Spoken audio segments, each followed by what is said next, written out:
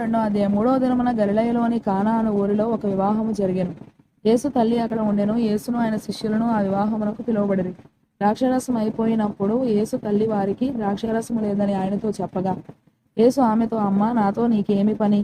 నా సమయం ఇంకనూ రాలేదనెను. ఆయన తల్లి పరిచారకులను చూచి, ఆయన మీతో చెప్పునది చేయుడనెను. యూదుల శుద్ధీకరణాచార ప్రకారము 2-3 తూములు పట్టు 6 రాతి బాణలు అక్కడ ఉంచబడి ఉండెను. యేసు ఆ బాణలు నీళ్లతో నింపుడని వారితో చెప్పగా, వారు వాటిని అంచుల మట్టుకు నింపిరి. అప్పుడు ఆయన వారితో, మీరిప్పుడు ముంచి విందు ప్రధాని యొద్దకు తీసుకొని పొండని చెప్పగా, వారు తీసుకొని పోయిరి. ఆ ద్రాక్షారసము ఎక్కడ నుండి వచ్చెనో ఆ నీళ్లు ముంచి తీసుకొని పోయిన పరిచారకులకే తెలిసినది గాని విందు ప్రధానికి తెలియకపోయెను.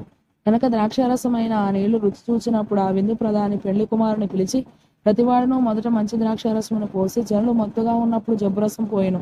నీవైతే ఇదివరకును మంచి ద్రాక్షారసము ఉంచుకొని ఉన్నావని అతనితో చెప్పెను. గలిలయలోని కానాలో యేసు ఈ మొదటి సూచక క్రియను చేసి తన మహిమను బయలుపరచెను. అందువలన ఆయన శిష్యులు ఆయన యందు విశ్వాసం ఉంచిరి. అటు తరువాత ఆయనయు ఆయన తల్లియు ఆయన సహోదరులను ఆయన శిష్యులను కపెర్నహూమునకు వెళ్ళి అక్కడ కొన్ని దినములుండిరి.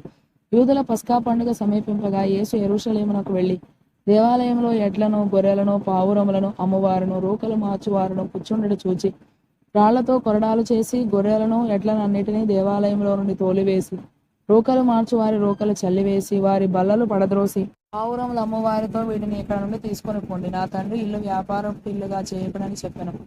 ఆయన శిష్యులను ఈ ఇంటిని కూర్చిన ఆసక్తి నన్ను భక్షించునని రాయబడి ఉన్నట్టు జ్ఞాపకము చేసుకొనిరి. కాబట్టి యూదులు, నీవు ఈ కార్యములు చేయుచున్నావే, ఏ సూచక్రియను మాకు చూపెదవని ఆయనను అడగగా, యేసు ఈ దేవాలయమును పడగొట్టుడి, 3 దినములలో దాన్ని లేపుదనని వారితో చెప్పెను. యూదులు, ఈ దేవాలయము 46 సంవత్సరములు కట్టిరే, నీవు 3 దినములలో దానిని లేపుదవా అనిరి. అయితే ఆయన తన శరీరమును దేవాలయమును గూర్చి ఈ మాట చెప్పెను. ఆయన మృతులలో నుండి లేచిన తరువాత ఆయన ఈ మాట చెప్పెనని ఆయన శిష్యులు జ్ఞాపకం చేసుకొని లేఖనమును యేసు చెప్పిన మాటను నమ్మిరి.